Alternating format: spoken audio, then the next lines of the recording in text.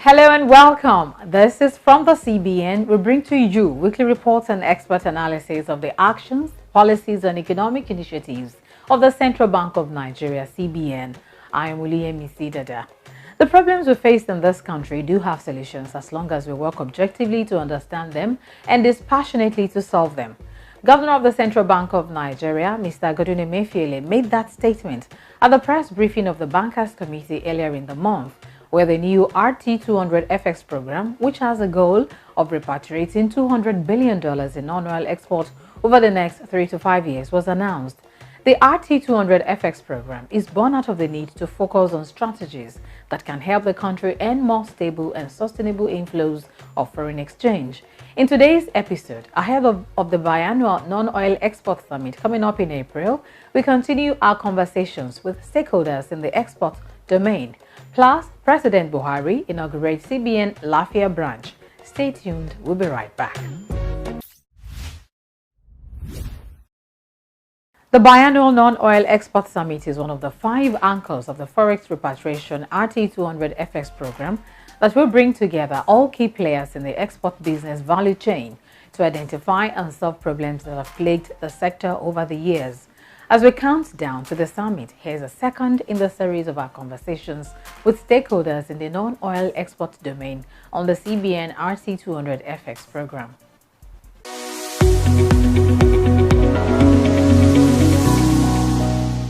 Dr. Bamidele Ayemibo, lead consultant, 3T Impex Trade Academy.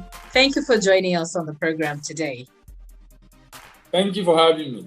All right, you train people how to export. What's exactly was your motivation? I used to be a banker. I left banking about almost 12 years ago, and I go out to see customers. And I realized that the foreigners are the one holding our economy by the jugular because they are the one doing most of the exports. I got interested in exports and in trade in general. And I like training, so I do a lot of certification before I left banking in 2010 to export myself and, of course, to trade bankers and those that want to go into the business. But I have to export myself so that I don't teach people theory. I can teach them practical based on my experience to help bankers and every other person that wants to be able to do this business successfully and in a sustainable manner. All right, that's very interesting. Having experienced what exporting is all about too. But tell me, is it as difficult to export from Nigeria as people say? The challenge is not the difficulty. The challenge is the readiness to do the business. And that's actually why my PhD was actually in that readiness. Because having been in the industry for more than 10 years, I realized the challenges and the fact that some people are able to thrive and some are not able to thrive. And that made me to do that research, that to be able to know what are the factors that you can say is critical to the readiness of a business that want to go into export business. So the challenge really is readiness. Because if you are ready, even when there are challenges, you find a way around.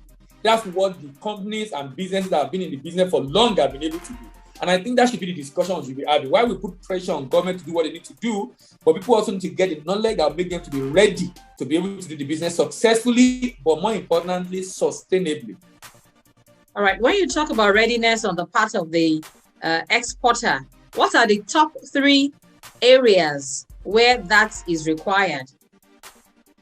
I actually have 15 criteria. 15 criteria. Let's have them.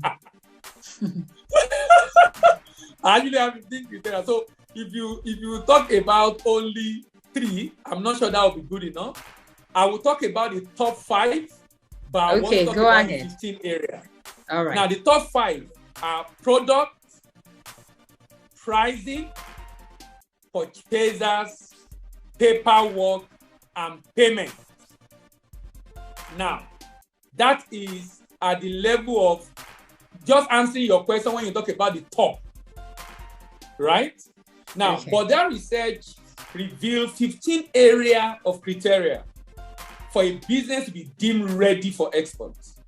The promoter needs to be ready, that's the owner of the business. The product needs to be ready. The pricing needs to be ready. The staff, that's the predisposition of the staff, needs to be ready. the business purpose for existence need to be ready. Purpose to go global, not just to make money. Because if you're going to make money when there are challenges, you pull back.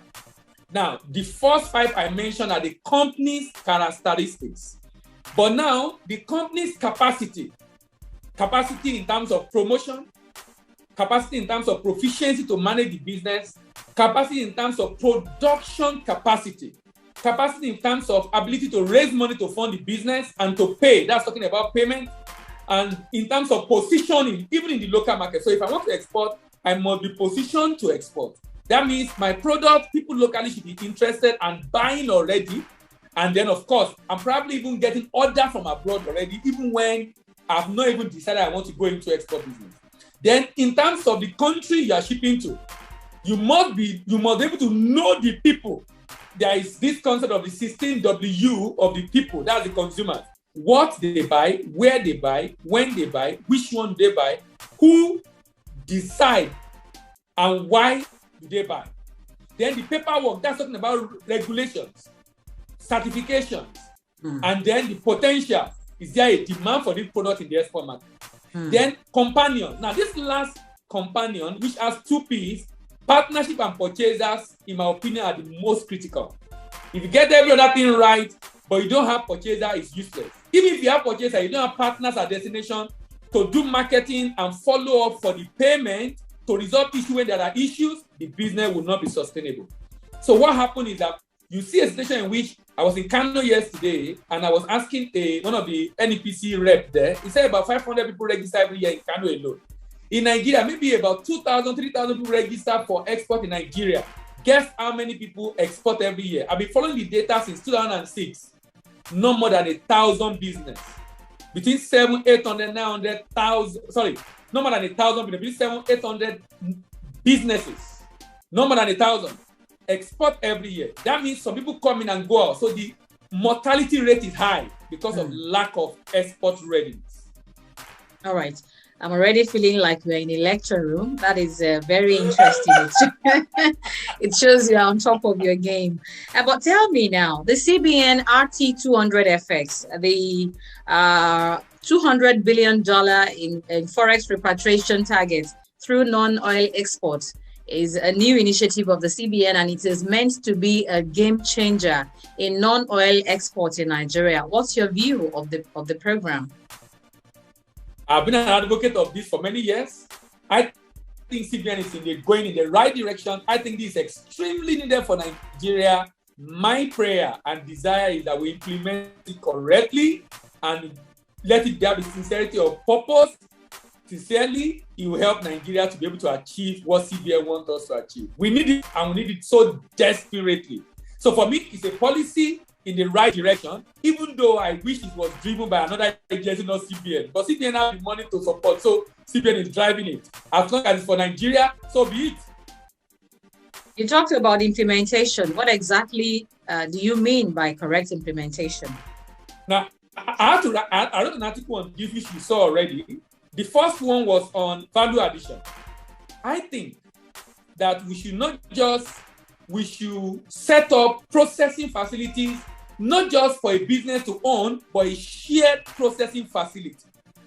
When we do that, we are going to give back to many SMEs who are going to create many jobs, and that is going to boost the volume of export we are going to be able to do. So we need a very big, massive factory, but that produce not just for one business, produce for different businesses in their own brand. This is a very common practice in China.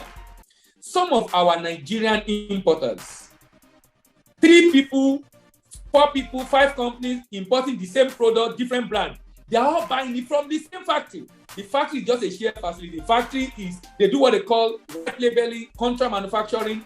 That way, the major headache of the businesses will be to develop the market in terms of quality, packaging, certification. The factory already have all that. That will reduce their cost of doing business. They invest more in market development. I feel we should invest a lot in share facility, in value addition that CBN is driving. Number 2, there is this concern around expanding the production capacity of the primary product, which is good, so that we'll be able to provide raw material for the manufacturers. We are focused a lot on cocoa, cashew, gum arabic, sesame seed, ginger, which are good. But you know, our desire is to generate FX. But this product, when you look at it in the real sense of the word, they are not the mover of FX in the world. Cocoa is the highest, 9.5. All other ones are either 2 point something, 3 point something billion. None of them is up to $10 billion. Coffee is about 30 billion. Corn is about 20 or 30 billion. Soya beans is about 60 billion. If the primary commodity is at that price, you can imagine what we can make from the value chain. You can imagine what we can make from the value chain. So why I'm not saying CBN should neglect the ginger, the cashew, the cocoa, the sesame, we should then look at additional commodities that equally have enough capacity to generate foreign exchange and support the plantation of those products to be able to increase the capacity of Nigeria to produce this raw material needed for value-added manufacturing. All right, let's talk more about the value addition of the thing. Let's take cocoa, for instance. What kind of value addition would be required to take cocoa from its raw form into exportable products? Cocoa in its raw form is exportable. What CBN wants is to convert it to cocoa butter, to cocoa liquor, to cocoa powder, to cocoa cake as a secondary product for export, and for other people to extend beyond that to beverages, to chocolate, and then export it. So across the value chain, stop exporting primary commodities, start adding value. Let me tell you the reason why this is important.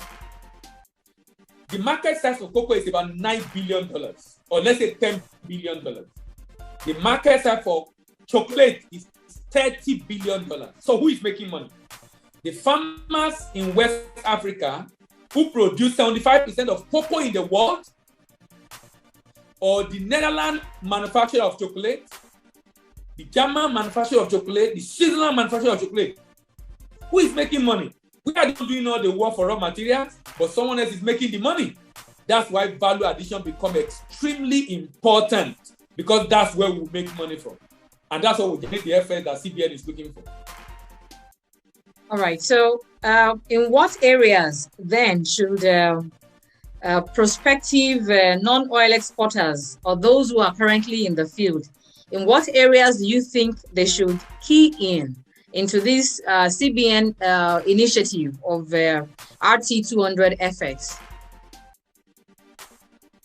They need to, first of all, identify the value chain they want to play in. So you're already doing cocoa. You want to convert it to liquor, to butter. CBN is saying, we'll give you money to set up the factory. We'll give you moratorium. You pay a single digit for even up to 10 years. What else? What else do you want? So if you say government is not supporting, government is now ready to support. So give you a loan to pay over a period of 10 years, single digits with moratorium, so you don't pay immediately. I think it's a good deal. It's now for exporter to assess. You can't just decide to be adding value. Check the market potential. There are platforms online. You can have an idea of the market potential. What's the volume of demand?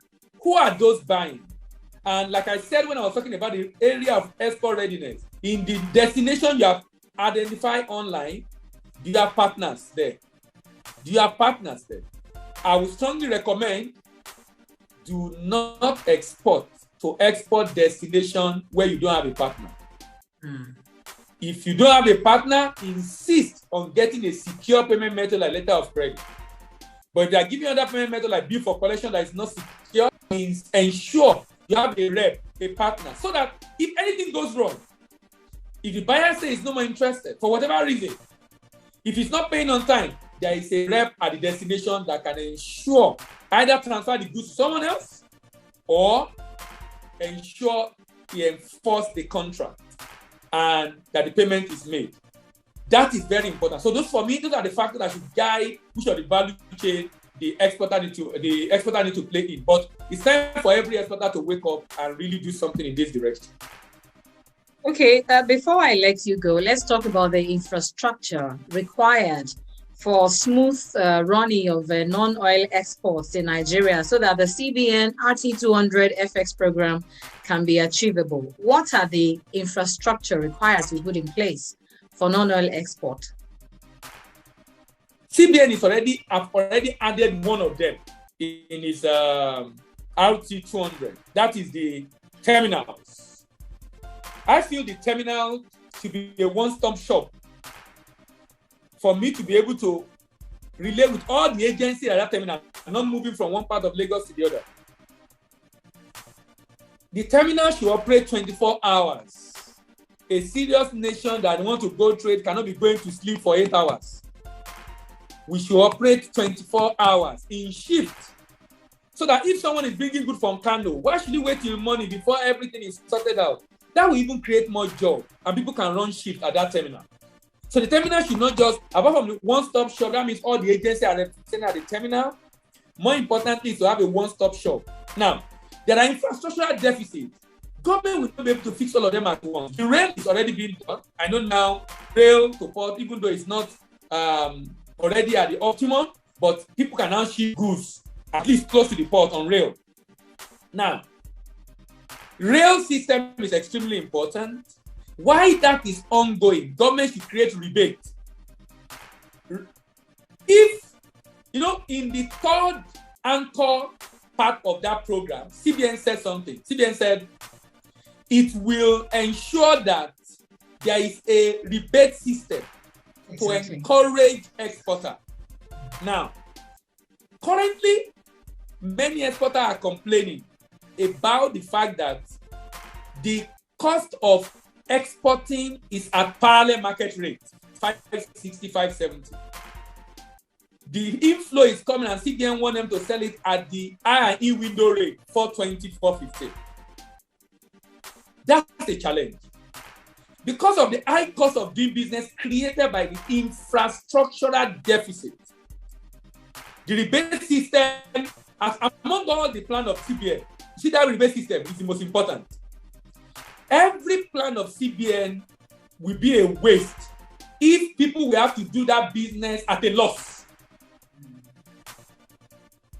Because they are not getting the value. The cost is high. Cost and CBN expanding production is great because that will reduce the volume. So that will increase the volume and reduce the price because of increased supply. But how about the transport of the goods? How about the transport of the goods? How about the storage of the goods? Now, those delays, those infrastructural deficits, like I said, I know it can be fixed immediately. It will take a while to complete them, if at all we will ever be able to complete them because it's massive. But that rebate will be a way of a palliative measure to encourage exporter. For example, we have the export expansion grant. If that is funded by CBN, so that when I export, I get that grant as well due. If CBN can use the money for the rebate to fund export expansion grant, other incentives, there are many incentives of Nigerian Export Promotion Council that can help to alleviate the pressure created on profitability by the infrastructural deficit. So if CBN is going to be able to work around a rebate that will reduce the cost, that will help that program to be successful. But if that is not done, to be able to close the gap between the parallel market rate and the CBN rate through that rebate, if that is not done, it will be a disincentive because people will tell you, look, what's the essence of doing it if at the end of the day I won't be profitable? So the rebate system is great, but I'm waiting for the modality of how that will work for CBN. All right, many thanks. I'm glad that you mentioned that the third anchor of the repatriation program is going to take care of that important aspect of the non-oil export issue. So we will continue the conversation. You have raised so many issues, and I'm sure some of these things are being put into consideration in the planning and implementation of the RT200FX program of the CBN. Many thanks for coming on the program and for your insights. Thank you very much for having me.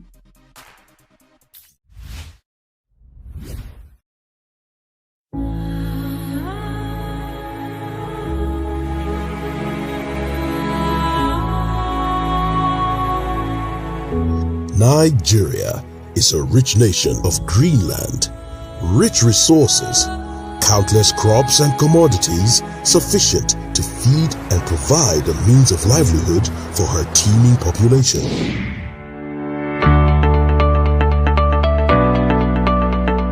Chin up, Nigeria, the giant of Africa.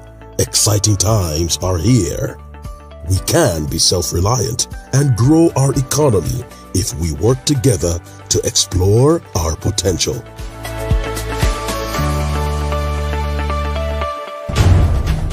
It takes a whole nation. Let us get involved. Buy Nigerian to grow Nigeria. Thanks for staying tuned. And if you're just joining us, this is From the CBN, a weekly program that brings to you reports and expert analysis of the actions, policies, and economic initiatives of the Central Bank of Nigeria, CBN. President Muhammadu Buhari Thursday inaugurated the recently completed branch of the Central Bank of Nigeria in Lafia, Nasarawa State as part of his two-day visit to the state. While unveiling the plaque to formally open the building, President Buhari commended the governor and management of the bank for putting up a structure that will ensure a work environment that is conducive for staff to contribute their quota to the development of the economy. Welcoming the president and his entourage, which included the host governor, Engineer Abdullahi Sule, and other governors from neighboring states, the CBN governor, Mr. Godwin Emefiele, expressed appreciation to the president for the support that the Apex Bank had enjoyed under his leadership. This building, this project, is one of the 9 new offices that the Central Bank of Nigeria decided to complete to ensure that we have Central Bank physical presence in the 36 states of Nigeria. The purpose, as you can see, Your Excellency, Mr. President, is that this is a state-of-the-art and internet service building. It is a building that has been built to ensure that if you say you work in Central Bank of Nigeria, in line with the vision, you don't have to work only in Abuja, neither will you only want to work in Lagos. We have provided a different working environment for our staff, but more importantly, is the fact that we use this to bring Central Bank of Nigeria closer to our people, particularly as we embark on the vision on delivering on agricultural transformation of Nigeria and to Nigerians. It revealed that the complex was completed last August after several years of hard work, using mainly local content without compromising quality, safety, health, or environmental standards.